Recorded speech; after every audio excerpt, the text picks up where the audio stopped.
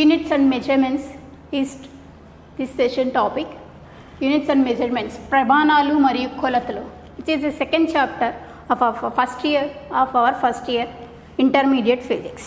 So units and measurements, ప్రమాణాలు మరియు కొలతలు. సో దీనిలో first of all physical quantity అంటే ఏంటి? ఫిజికల్ క్వాంటిటీ భౌతిక రాశి. భౌతిక రాశి భౌతిక రాశి అంటే ఏంటి? Physical quantity, A quantity which can be measurable, కొలవడానికి సాధ్యమైన రాశి. కొలవడానికి సాధ్యమైన రాశి. కొలవడానికి సాధ్యమైనటువంటి రాశులకు ఉదాహరణ మెజరబుల్ క్వాంటిటీ.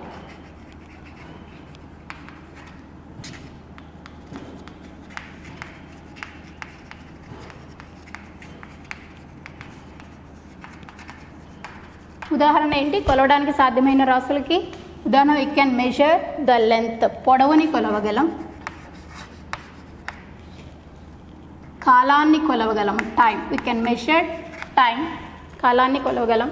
అలాగే వీ కెన్ మెజర్ టెంపరేచర్, ఉష్ణోగ్రతని కొలవగలం. ఇలాగా we have so many physical quantities in our physics. కొలవడానికి సాధ్యమైన రాశిని భౌతిక రాశి అని అంటాం. మెజరబుల్ క్వాంటిటీస్ ఇలా చెప్పుకుంటూ పోతే చాలా ఉన్నాయి. మరి విచ్ ఆర్ నాట్ మెజరబుల్, కొలవడానికి సాధ్యం కాని రాశులు ఏమైనా ఉన్నాయి అంటే ఉన్నాయి. వాటిని భౌతిక రాశులు అంటాం. కొలవడానికి సాధ్యం కాని రాశులకు ఉదాహరణ ఏంటంటే హ్యాపీనెస్, సాడ్నెస్. హ్యాపీనెస్, ఎంత హ్యాపీగా ఉన్నామంటే ఇంత అని చెప్తాం, కానీ ఎంత అనేది ఒక క్వాంటిటీని మెజర్ చేయలేము. పొడవు అనుకోండి, ఈ చాక్పీస్ యొక్క పొడవు అంటే వీ కెన్ మెషర్ 4 సెంటీమీటర్స్ ఉందని చెప్పగలం. టైం అంటే ఇప్పుడు ఎంత టైం అయింది అనేది చెప్పగలం వాచ్ చూసి. ఇలాగా కొలవడానికి సాధ్యం కాని రాశుల్లో happiness, the amount of happiness we cannot measure. అలాగే సాడ్నెస్ చెప్పలేం. మన ఫీలింగ్స్ని మనము, క్వాంటిటీస్ని, పరిమాణాన్ని కరెక్ట్గా పర్ఫెక్ట్గా మెషర్ చేయలేమన్నమాట. కొలవడానికి సాధ్యమైన రాశులు మాత్రమే భౌతిక రాశులు అంటాం. వాటికి ఎగ్జాంపుల్స్ లెంత్, టైం, టెంపరేచర్. మరి ప్రతి భౌతిక రాశిని కూడా మెజర్ చేయగలుగుతున్నాము. మరి మెజర్ చేసి కొలిచినటువంటి కొలతని మనము చెప్పాలి. కొలిచినటువంటి కొలతని, మెజర్డ్ వాల్యూని ఎక్స్ప్రెస్ చేయాలి అంటే we need a standard unit, ఒక ప్రామాణిక ప్రమాణం అనేది అవసరం. అదే భౌతిక రాశికి సంబంధించినటువంటి ప్రమాణం అనేది ఒకటి అవసరం. Suppose what is the length of this chalk piece అంటే 4 అంటే అర్థమైపోతుందా మీకు? 4 kgsా, 4 సెకండ్సా, 4 అవర్సా, లేక 4 సెంటీమీటర్సా, 4 మీటర్సా అనేది తెలియదు. 4 అంటే ఒక నెంబర్ ఒకటి చెప్పేస్తే అర్థం కాదు, మనకు ఒక ప్రమాణం దీనికి అటాచ్ చేయాలి. So length of this chalk piece 4 అంటే it is meaningless. If you put centimetres, దానికి పక్కన 4 పక్కన సెంటీమీటర్స్ అని పెట్టగానే ఓహో 4 సెంటీమీటర్స్ దీని లెంత్ అని అర్థమవుతుంది. సో ఒక భౌతిక రాశిని, క్వాంటిటీని, ఫిజికల్ క్వాంటిటీని ఎక్స్ప్రెస్ చేయాలి అని అంటే మనకు ఒక నొటేషన్ అనేది అవసరం. ఏంటా నొటేషన్ అంటే magnitude of N means the magnitude, పరిమాణం, మరియు యు మీన్స్ ప్రమాణం, యూనిట్. ఎవరా యూనిట్? ఎవరికి సంబంధించిన యూనిట్ అంటే ఈ భౌతిక రాశికి సంబంధించినటువంటి ప్రమాణం. ఒక్కొక్క భౌతిక రాశికి ఒక్కొక్క ప్రమాణం ఉంటుంది. Every physical quantity is having its own unit. So length, పొడవుని కొలవడానికైతే మీటర్లలో కొలుస్తాము. టైంని కొలవాలంటే సెకండ్స్లో కొలుస్తాము ప్రమాణం. టెంపరేచర్ని కొలవాలంటే కెల్విన్. ఇలాగా each physical quantity is having its own individual unit to express its measurement. భౌతిక రాశిక కొలతని మనము వ్యక్తపరచాలి అంటే దానికి సంబంధించినటువంటి ప్రమాణాలలో మాత్రమే సాధ్యమవుతుంది. భౌతిక రాశి యొక్క విలువను ఎక్స్ప్రెస్ చేయడానికి నొటేషన్ ఏంటి అంటే Q equal to quantity, physical quantity. Q means quantity అని అర్థం చేసుకోండి. Q is equal to N into U. Here N is the magnitude and U is unit. So unit అంటే ఏంటి? ప్రమాణం. సో యూనిట్ అని చెప్తున్నాను. ఏంటా ప్రమాణం అంటే it should be standard unit, ప్రామాణిక ప్రమాణం. అంటే అందరూ ఆచరిస్తున్నటువంటి ఒక ప్రమాణం అయి ఉండాలి. సో మనము పల్లెటూర్లకు వెళ్ళి ఏదన్నా ధాన్యాన్ని కొలవాలి అని అంటే వాళ్ళు అడ్డడు, సోలెడు, కుంచెడు ఇలా చెప్తూ ఉంటారు. అది సిటీస్లో పీపుల్కి అర్థం అవ్వకపోవచ్చు. ఆ టైప్ ఆఫ్ మెజర్మెంట్ ఆయా ప్రదేశాలకు మాత్రమే ఆ లోకల్లో ఆచరణ అర్థమవుతుంది. బట్ అవుట్ ఆఫ్ ఆ ఊరి నుంచి బయటకు వచ్చేస్తే కొంతమందికి అర్థం అవ్వచ్చు, అర్థం కాకపోవచ్చు. అలాగా వేరే కంట్రీకి వెళ్తే అసలు అర్థం కాదు. సో మనం ఎక్స్ప్రెస్ చేస్తున్నటువంటి ఆ మెజర్మెంట్ అందరికీ అర్థం అవ్వాలి అని అంటే అందరికీ యాక్సెప్టబుల్ ప్రమాణాలలో మాత్రమే, యూనిట్స్లోనే ఎక్స్ప్రెస్ చేయాలి. వాటిని స్టాండర్డ్ యూనిట్ అంటారు, ప్రామాణిక ప్రమాణం అంటారు, స్టాండర్డ్ యూనిట్ అంటారు. ఆ స్టాండర్డ్ యూనిట్స్లోనే ఆ స్టాండర్డ్ యూనిట్స్ ఆ ప్రాథమిక ప్రమాణాల్లోనే, ప్రామాణిక ప్రమాణాలలోనే ఎక్స్ప్రెస్ చేయాలి. సో ఈ ప్రాథమిక ప్రమాణాలు ఏంటి అని అంటే ఆల్రెడీ డిఫైన్ చేయబడి ఉన్నాయి ప్రతి ఫిజికల్ క్వాంటిటీకి. భౌతిక రాశుల్ని అగైన్ 2 టైప్స్గా డివైడ్ చేస్తాం. భౌతిక రాశి అంటే విచ్ ఈస్ మెజరబుల్ అని అన్నాను. So again if all the physical quantities available to us in physics are classified into 2 types. 2 రకాలుగా వర్గీకరించాము. అవి ఏంటంటే fundamental physical quantity, fundamental physical quantity,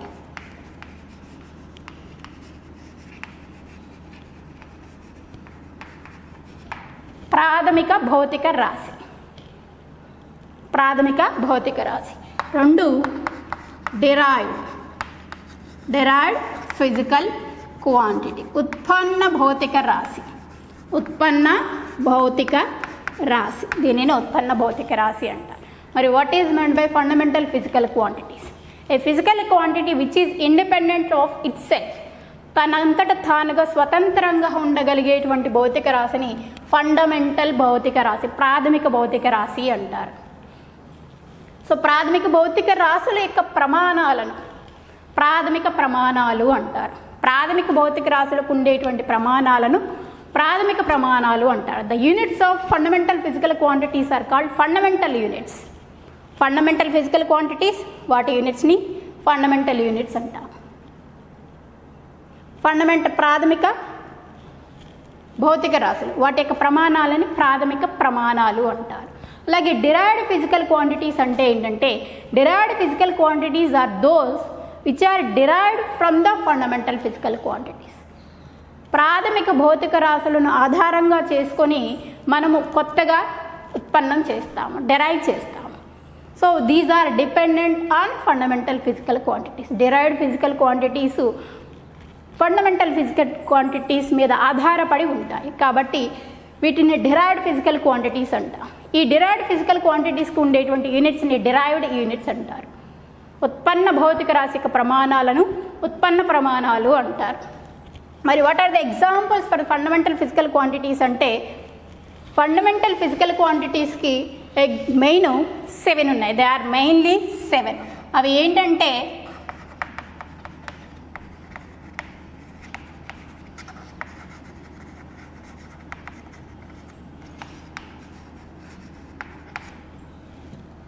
fundamental physical quantities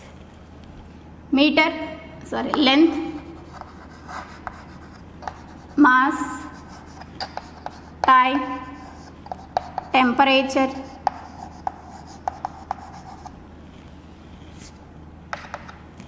length యొక్క యూనిట్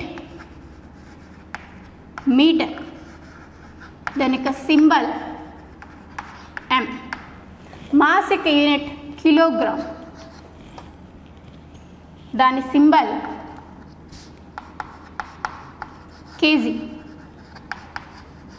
అలాగే టైం యొక్క unit second, దాన్ని ఎస్ అని denote చేస్తాము సింబల్. టెంపరేచర్ని కెల్విన్స్లో మెజర్ చేస్తాము సింబల్ కే.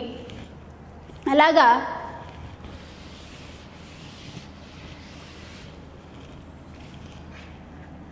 ఎలక్ట్రిక్ కరెంట్ దీన్ని ఆంపియర్స్లో కొలుస్తాము సింబల్ ఏ. అలాగే అమౌంట్ ఆఫ్ సబ్స్టెన్స్ పదార్థ పరిమాణం అంటారు దీన్ని. పదార్థ పరిమాణాన్ని మోల్స్లో కొలుస్తాము symbol mole.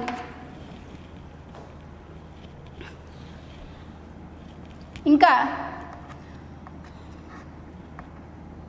Light intensity of light, intensity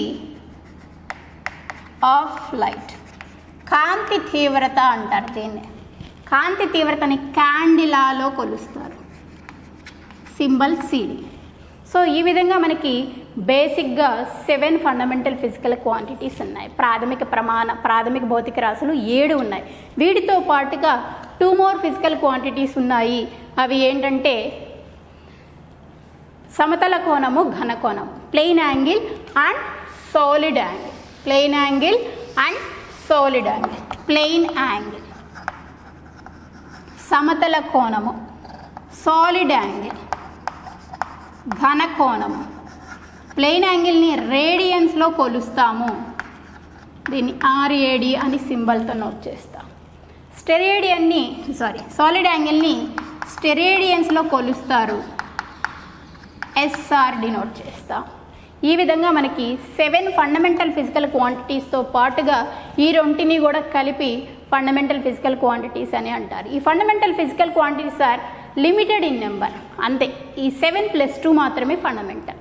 మిగతా ఏదైనా కానీ డిరైవ్డ్ ఫిజికల్ క్వాంటిటీ కిందకు వస్తుంది. డిరైవ్డ్ ఫిజికల్ క్వాంటిటీస్కి ఎగ్జాంపుల్స్ ఏంటంటే derived physical quantities. Derived physical quantity అంటే ఏమని చెప్పాను?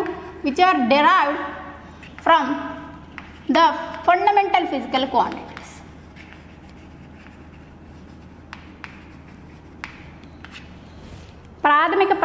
ప్రాథమిక భౌతిక రాశులను ఆధారంగా చేసుకుని ఉత్పన్నం చేసేటువంటి భౌతిక రాశులు. ఉదాహరణకి ఏరియా, వైశాల్యం is length into length, length into length. So length into length, length అనేది ప్రాథమిక భౌతిక రాశి, fundamental physical quantity. Fundamental physical length అనే దాన్ని మరొక లెంత్తో మల్టిప్లై చేస్తే ఏరియా వస్తుంది. అలాగే volume, length into length into length, పొడవు ఇంటూ పొడవు ఇంటూ పొడవు. Volume of a cube is a cube, area of a square is side square కదా. సో ఈ విధంగా. అలాగే velocity, speed or velocity or speed. So velocity వేగం, displacement by time. Displacement అంటే shortest distance between any 2 points which is nothing but length. Length by time. Again L is fundamental, T is fundamental. So L/T నుంచి V అనేది velocity, వేగం అనేది derive చేయబడి. ఈ విధంగా fundamental physical క్వాంటిటీస్ని ఆధారంగా చేసుకుని డిరైవ్డ్ ఫిజికల్ క్వాంటిటీస్ వస్తాయి. ఈ derived physical quantities are many in number, చాలా ఉంటాయి మనకి. లెక్క చాలా లిమిటెడ్ నెంబర్ కాకుండా చాలా మోర్ ఇన్ నెంబర్ ఉంటాయి అన్నమాట. మరి ఈ physical quantities whether it is for derived or fundamental, వాటిని ఎక్స్ప్రెస్ చేయాలంటే ప్రమాణాలు కావాలి, ప్రామాణిక ప్రమాణాలు కావాలి అని అన్నాం. ఇన్ ఓల్డెన్ డేస్లో అయితే మనకి ఒక్కొక్క దేశంలో ఒక్కొక్క రకమైన సిస్టమ్ ఆఫ్ యూనిట్స్ యూజ్ చేసేవాళ్ళు. ప్రపంచం మొత్తం కూడా ఒకటే కాకుండా ఒక్కొక్కరికి ఇష్టమైన రీతిలో సిస్టమ్ ఆఫ్ యూనిట్స్ని యూజ్ చేసేవాళ్ళు.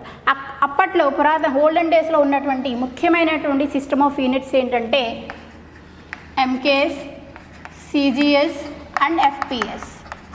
సో MKS సిస్టమ్ ఆఫ్ యూనిట్స్లో లెంత్కి unit metre, M means metre. మాస్కి యూనిట్, ద్రవ్యరాశికి ప్రమాణం kg. అలాగే టైంకి ప్రమాణం S per second. So MKS అంటారు దాన్ని.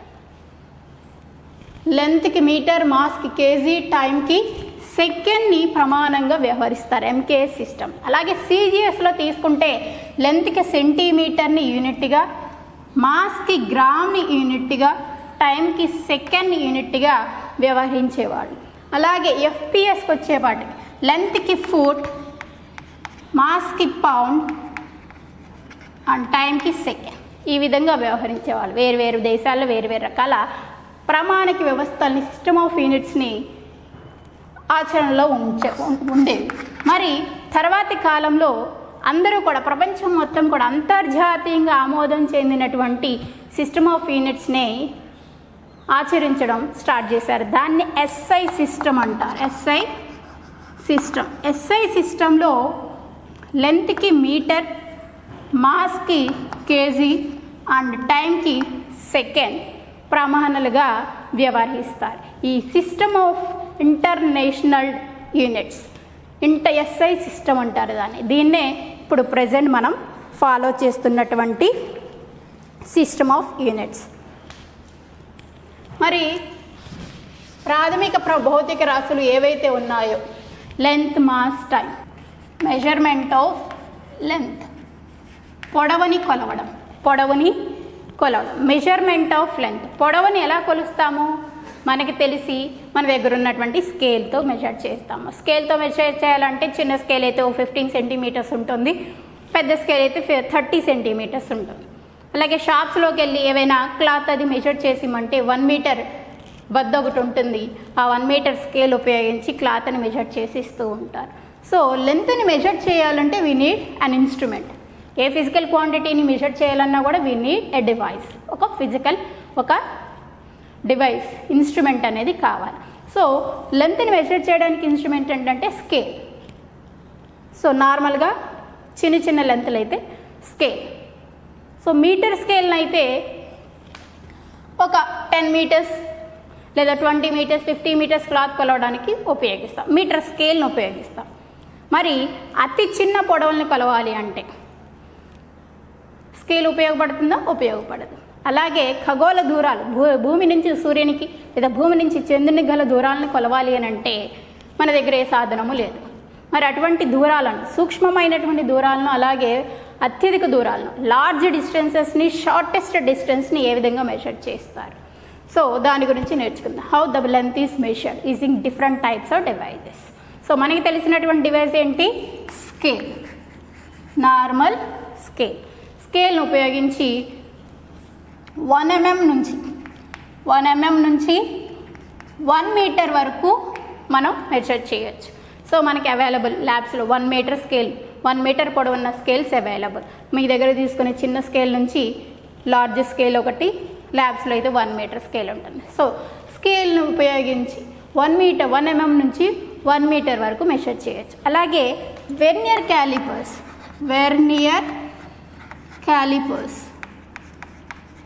ఇది మీకు ఫిజిక్స్ ఫస్ట్ ఇయర్లో ప్రాక్టికల్స్లో వస్తుంది ఈ ఇన్స్ట్రుమెంట్ గురించి. Vernier callipers is a device to measure the length. దీన్ని కూడా ఉపయోగించి పొడవుని కొలవచ్చు. సో ఎంతవరకు అని అంటే, సో దీని యొక్క లీస్ట్ కౌంట్ ఎంత అంటే 0.01 సెంటీమీటర్. లీస్ట్ కౌంట్ అంటే the least measurement which can be measured using that instrument. ఒక పరికరాన్ని ఉపయోగించుకోగలిగినటువంటి అతి చిన్న కొలత. సో వెర్నియర్ క్యాలిపర్స్ను ఉపయోగించి యాక్యురేట్గా కొలవచ్చు. అలాగే screw gauge is some other device to measure it is used to measure the lens. ఇంకా చిన్న లెంత్ని కొలవాలి అంటే దీన్ని ఉపయోగిస్తాం, ఎగ్జాక్ట్గా కొలవాలి అంటే. So scale, vernier calliper, screw gauge ఇటువంటివి ఉపయోగిస్తాం. అలాగే మైక్రోస్కోప్ కూడా ఉపయోగిస్తాం. మీరు బయాలజీ, బోటనీ, జువాలజీలో మైక్రోస్కోప్ ఉపయోగిస్తారు సెల్స్ని అబ్జర్వ్ చేయడానికి. సో ట్రావెలింగ్ మైక్రోస్కోప్ మన ఫిజిక్స్లో కూడా ఉపయోగిస్తాము సర్ఫేస్ టెన్షన్ ఎక్స్పెరిమెంట్ చేసేటప్పుడు. సో ఈ మైక్రోస్కోప్ను ఉపయోగించి ఇంకా అతి చిన్న కొలతల్ని మెజర్ చేయొచ్చు. Microscope is also used to measure length. So these are the devices to use to measure length. మరి లార్జెస్ట్ డిస్టెన్సెస్ అయితే ఏంటి? అత్యధిక దూరాలను కొలవడానికి ఏంటి సాధనం అంటే ఏమీ లేదు, దానికి ఒక పద్ధతి ఉంది. దానిని పారాలాక్స్ మెథడ్ అంటారు, దృష్టి విక్షేపణ పద్ధతి అంటారు. దృష్టి విక్షేపణ పారాలాక్స్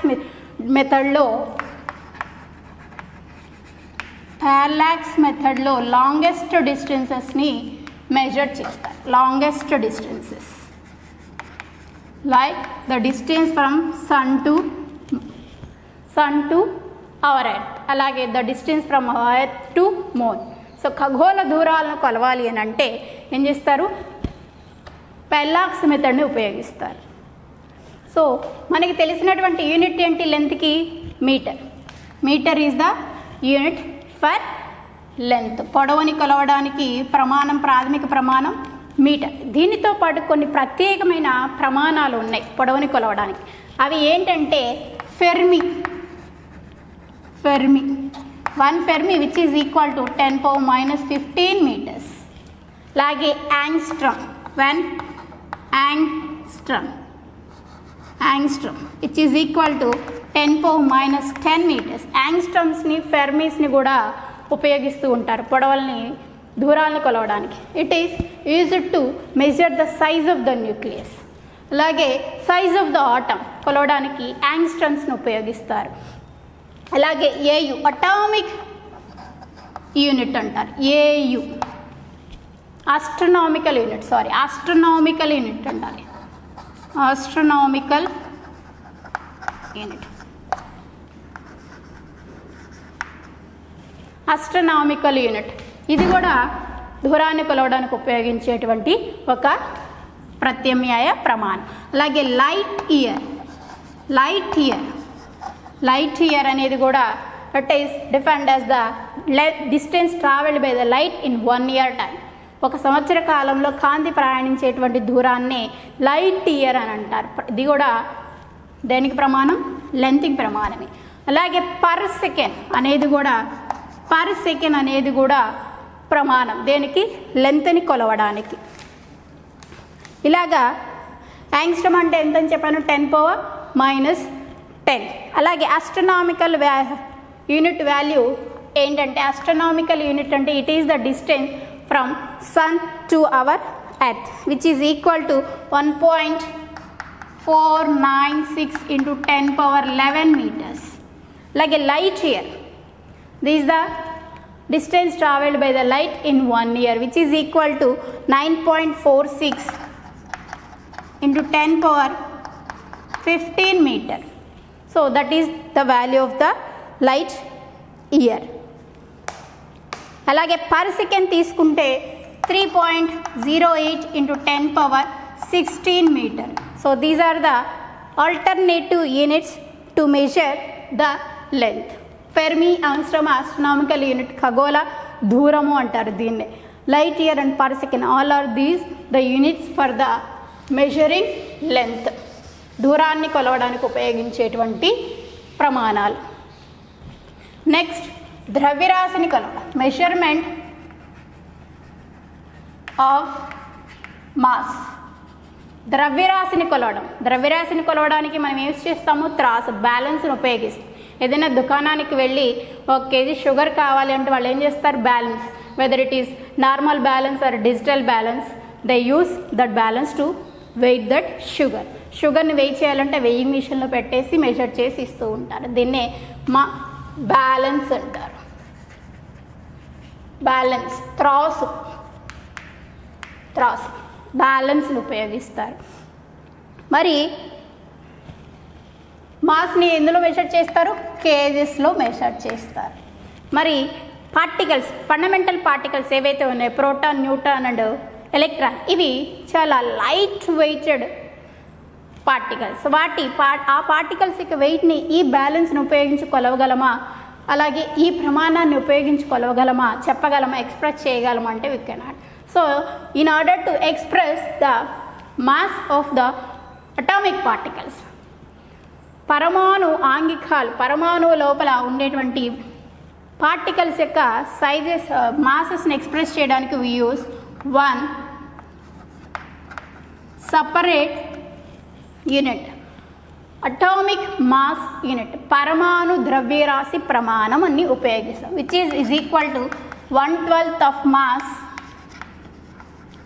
of carbon 12 atom. Carbon 12 atom యొక్క మాస్లో 1/12 వంతుని 1 అటామిక్ మాస్ యూనిట్ అంటారు. పరమాణు ద్రవ్యరాశి ప్రమాణంగా వ్యవహరిస్తారు. సో అటామిక్ పార్టికల్స్ యొక్క మాస్ని చెప్పాలంటే ఇన్ ద 2 parts మనం చెప్తాం. Which is equal to 1.69 × 10⁻27 kg. So ఇలాగా సపరేట్ ఆల్టర్నేటివ్ యూనిట్స్ ఉన్నాయి. అలాగే మెజర్మెంట్ ఆఫ్ టైంని మెజర్ చేయాలి అని అంటే ఏం చేస్తాము? టైంని చెప్పాలంటే వి యూస్ క్లాక్. గడియారాన్ని కొలుస్తాం. సో గడియారాన్ని ఉపయోగించి టైంని మెజర్ చేస్తాం. సో అక్యురేట్ ఖచ్చితమైనటువంటి టైంని చెప్పాలి అంటే ఇప్పుడు వాడుకలో ఉన్నటువంటి సీజియం క్లాక్ ఇంకా అటామిక్ క్లాక్, పరమాణు గడియారం. ఈ గడియారాలైతే సమయాన్ని, కాలాన్ని అత్యంత ఖచ్చితత్వమైనటువంటి విలువలని అవి ఎక్స్ప్రెస్ చేయగలవు అని చెప్పేసి సీజియం క్లాక్ అండ్ అటామిక్ క్లాక్స్ని ఉపయోగిస్తారు. యథార్థత మరియు ఖచ్చితత్వం, అక్యురసీ అండ్ ప్రిసిషన్. సో మనం మెజర్ చేస్తాం, కొలతల్ని కొలుస్తున్నాం యూజింగ్ డిఫరెంట్ డివైజెస్. వేరు పరికరాలను ఉపయోగించి ఏదైనా ఒక భౌతిక రాశి యొక్క విలువని, కొలతని కొలవడానికి ప్రయత్నం చేస్తూ ఉంటాం. సో మరి కొలిచేటువంటి కొలతలు కరెక్ట్గా వస్తాయా అంటే చెప్పలేం. అందులో వాల్యూ అటు ఇటు అవ్వచ్చు. ఫర్ సపోజ్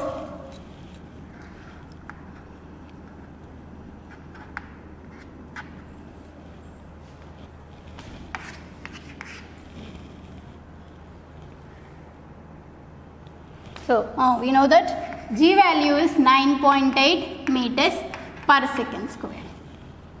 G వాల్యూని మెజర్ చేస్తే అది ఎగ్జాక్ట్గా 9.8 meters per second square రావాలి. మనము ప్రాక్టికల్గా ల్యాబ్లో చేస్తే వచ్చేటువంటి విలువ ఎగ్జాక్ట్గా రావాలని ఏం లేదు, ఎక్కువ రావచ్చు లేదా తక్కువ రావచ్చు, డిపెండింగ్ అపాన్ ద సిచ్యువేషన్. మనం చేసేటువంటి వివిధ ప్రయోగ పద్ధతిని బట్టి కావచ్చు, ఉపయోగించేటువంటి పరికరాన్ని బట్టి కావచ్చు, పరిస్థితులను బట్టి వాల్యూ ఎగ్జాక్ట్గా రావాలని లేదు. సో ఎగ్జాక్ట్గా రావాల్సిన వాళ్ళని ట్రూ వాల్యూ, నిజ విలువ అంటారు.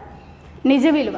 మనం కొలవగా వచ్చినటువంటి వాల్యూని, కొలిచిన విలువని మెజర్డ్ వాల్యూ అంటారు. సో ఈ measured value and exact value, true value సేమ్గా ఉండాలని లేదు, డిఫరెన్స్ ఉంటుంది. సో వీఆర్ మిషన్స్ కాదు కాబట్టి, మేము యంత్రాలం కాదు కాబట్టి చేసినటువంటి ఎక్స్పెరిమెంట్ ద్వారా మనం రాబట్టేటువంటి కొలతలు కరెక్ట్గా, ప్రాపర్గా, ఎగ్జాక్ట్గా రావాలని లేదు. So they may be different from the true value. True value నుంచి అవి ఎంతో కొంత అనిశ్చితత్వాన్ని, డిఫరెన్స్ని కలిగి ఉండవచ్చు. దీనివల్ల ఏమవుతుంది, ఎర్రర్స్ అరైజ్ అవుతాయి. మెజర్డ్ వాల్యూ డిఫరెంట్గా ఉండడం వల్ల ట్రూ వాల్యూ నుంచి, సో మనం కొలిచిన కొలతలో మెజర్మెంట్లో ఎర్రర్స్ అరైజ్ అవుతూ ఉంటాయి. సో అక్యురసీ అండ్ ప్రిసిషన్ చెప్పాలి అంటే, అక్యురసీ అంటే ఏంటంటే మనం కొలిచినటువంటి మెజర్డ్ వాల్యూ, నిజ విలువకి measured value. Accuracy means measured value, how close the measured value is to it's true value. నిజ విలువకి, రావలసిన విలువకి మనం రాబట్టిన విలువ ఎంత దగ్గరగా ఉంది, మనం కొలిచిన విలువ నిజ విలువకు ఎంత దగ్గరగా ఉన్నది అనేది అక్యురసీ చెప్తుంది. యథార్థత ఏం చెప్తుంది, the trueness of A measured value. కొలిచిన కొలత యొక్క యథార్థతత్వాన్ని, ఖచ్చితత్వాన్ని అది తెలియజేస్తుంది. కొలిచిన విలువ నిజ విలువకి ఎంత దగ్గరగా ఉంది, how close the measured value is to it's true value అనేది అక్యురసీ చెప్తుంది. It depends on errors. So ఆ ట్రూ వాల్యూకి మెజర్డ్ వాల్యూకి డిఫరెన్స్ ఉంటే ఏమవుతుంది, ఎర్రర్స్ అరైజ్ అవుతాయి. అంటే డిఫరెన్స్ ఉంటే కనుక ఖచ్చితంగా ఎర్రర్ అరైజ్ అవుతుంది. So accuracy depends on error, దోషాలపై ఆధారపడుతుంది అక్యురసీ అని చెప్తాము. అలాగే ప్రెసిషన్. అక్యురసీ అంటే ఏమని చెప్పాను, closeness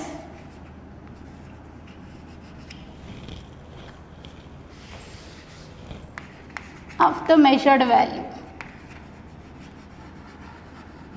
Closeness of the measured value to its true value. కొలిచిన విలువ నిజ విలువకి ఎంత దగ్గరగా ఉందో చెప్తుంది యాక్యురసీ, యథార్థత. It depends on error, depends on errors. True value, measured value difference తేడా ఉందనుకోండి, ఎర్రర్ రైజ్ అవుతుంది. ప్రెసిషన్, ఖచ్చితత్వం. మనము నెంబర్ ఆఫ్ టైమ్స్ రిపీట్ చేస్తాం, ఒకసారి చేసి క్లోజ్ చేయము. ఎక్స్పెరిమెంట్ చేసేటప్పుడు నెంబర్ ఆఫ్ టైమ్స్ రిపీట్ చేస్తాం. So number of times repeat చేసినప్పుడు నెంబర్ ఆఫ్ మెజర్డ్ వాల్యూస్ వస్తాయి. ఈ నెంబర్ ఆఫ్ మెజర్డ్ వాల్యూస్ అన్నీ కూడా ఒకదానితో ఒకటి ఎంత క్లోజ్గా ఉంది, how close the measured values to each other. కొలిచిన విలువలు ఒకదానితో ఒకటి ఎంత దగ్గరగా ఉన్నాయి అనేది ప్రిసిషన్ డిఫైన్ చేస్తుంది, చెప్తుంది, తెలియజేస్తుంది. How close the measured values with each other. ఒకదానితో ఒకటి కొలిచిన విలువలు ఎంత దగ్గరగా ఉన్నాయో తెలియజేస్తుంది. Depends upon least count of the instrument. Instrument యొక్క లీస్ట్ కౌంట్ మీద డిపెండ్ అవుతుంది. ఇట్ డిపెండ్స్ ఆన్ మనము ఉపయోగించిన పరికరం యొక్క అవధి, పృథక్కరణ అవధి, లీస్ట్ కౌంట్ మీద డిపెండ్ అవుతుంది. This is about accuracy and precision.